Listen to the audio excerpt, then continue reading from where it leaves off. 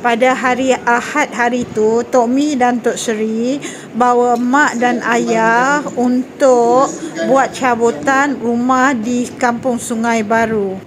Rumah ni sebenarnya adalah pampasan daripada rumah Kampung Sungai Baru yang dibina semula. Nasib manusia tak pernah bisa dibaca, yang hari ini dipandang sebelah mata bisa jadi esok paling bercahaya.